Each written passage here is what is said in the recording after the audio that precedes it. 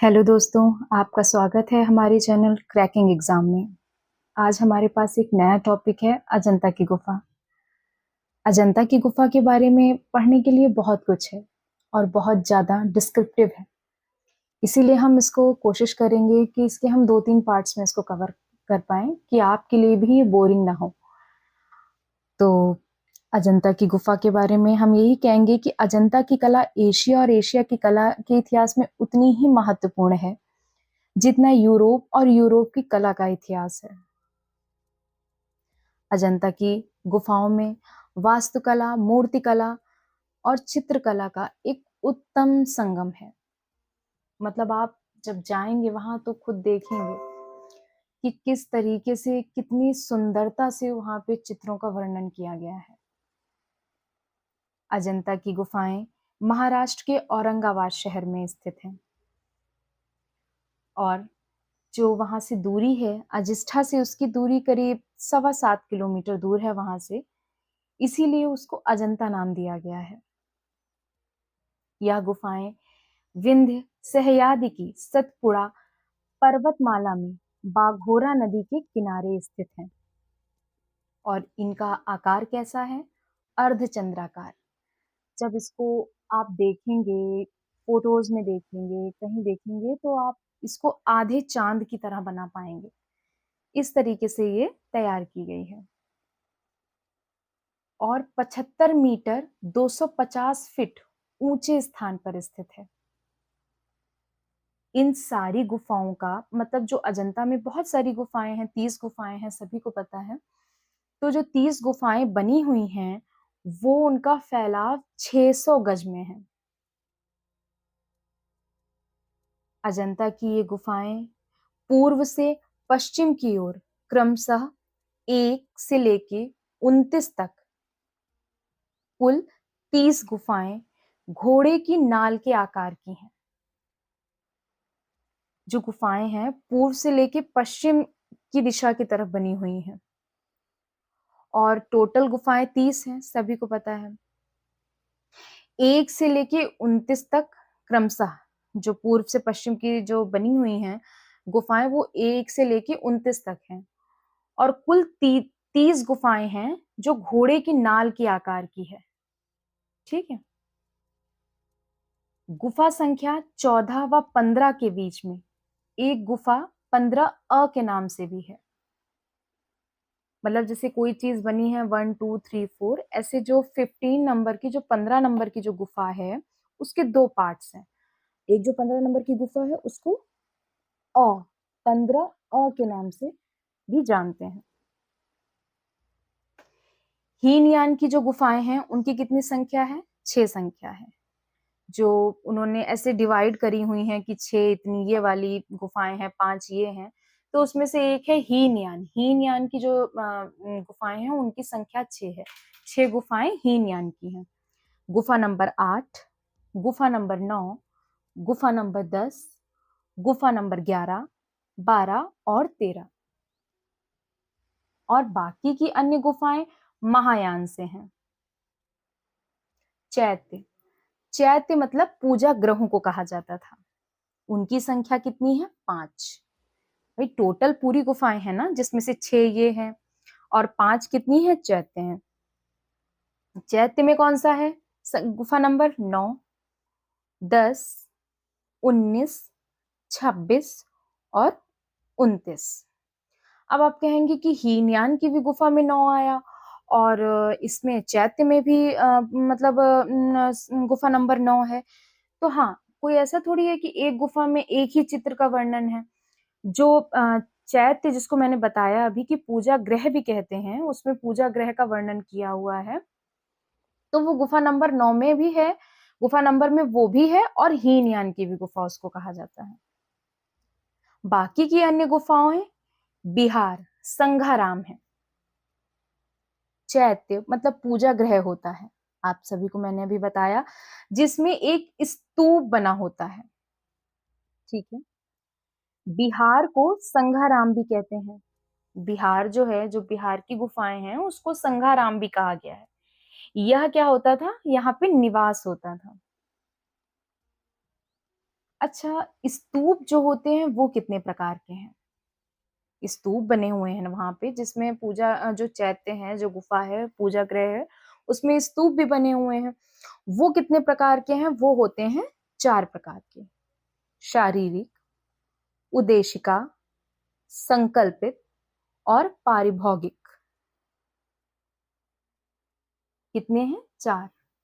शारीरिक, उद्देशिका, संकल्पित, पारिभौमिक।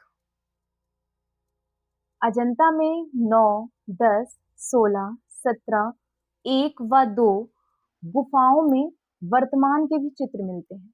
जो गुफा नंबर 9, 10, 16, 17 और 1 और 2 हैं, उसमें जो है वर्तमान के समय के का भी चित्रण आपको मिल जाएगा देखने को। जब आप जाएँगे तो आप देखेंगे उसको। और वैसे एक जैसे इसमें ये भी क्वेश्चन आ सकता है कि स्तूप का क्या प्रतीक होता है? स्तूप क्या होता है? मैंने अभी बताया था कि जो चैत्य है, पूजा गृह है, उसमें स्तूप बने हुए हैं, तो उसका स्तूप का क्या मतलब होता है? स्तूप का मतलब हो गया महापरिनिर्वाण। महापरिनिर्वाण का मतलब क्या होता है? किसी चीज़ कोई जैसे समाधि ले ले, उसने समाधि ले ली, इसीलिए। तो ये क्वेश्चन इसमें आ सकता है और हम क्या करते हैं टॉपिक के बारे में जानते हैं, उसकी डिटेल पढ़ते हैं और कभी-कभी हमारा कॉमन सेंस जाँचने के लिए भी एग्ज़ामिनर एक 1-2 क्वेश्चन रख ही देता है कि अच्छा देखिए इन्होंने ये पढ़ा है, ये कॉमन सेंस लगाएँगे कि नहीं लगाएँगे? स्तूप तो हम बहुत तरीके के पढ़ते हैं।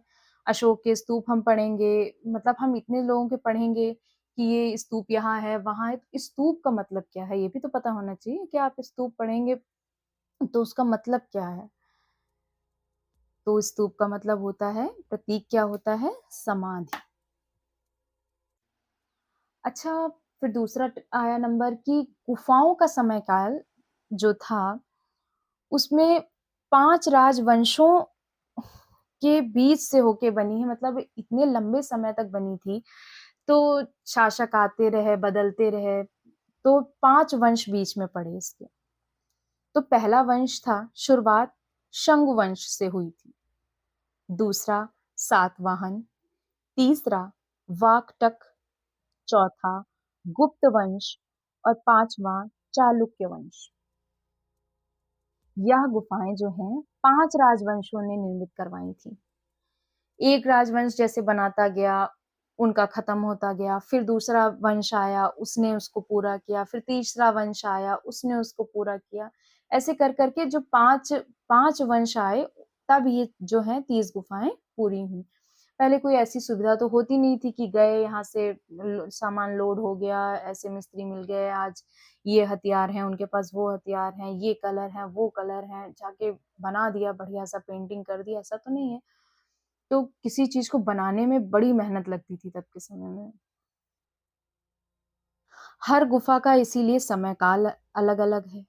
जैसे गुफा संख्या 9 और 10 का समय काल 200 ईसा पूर्व से 300 ईसा पूर्व है और 10वीं गुफा का जो तोरण द्वार लगभग जो है, जो तोरण द्वार होता है, जो फ्रंट होता है, वो 300 से 350 ईसा पूर्व तक बना। 9 और 10 सबसे प्राचीन चित्रित गुफाएं हैं, जिसमें गुफा संख्या 10 सबसे प्राचीन है। इतनी सारी गुफाओं में संख्या जो 10 है वो सबसे पुरानी है। वैसे तो 9, 10 2 हैं, पर अगर कोई पूछे या क्वेश्चन आ जाए तो कि 9 भी ऑप्शन में हो और 10 भी ऑप्शन में हो तो आप 10 लगाइएगा ऑप्शन, क्योंकि 10 सबसे पुरानी गुफा है। गुफा संख्या 6, 17 का समय काल था 350 से लेके 500 ईसा पूर्व तक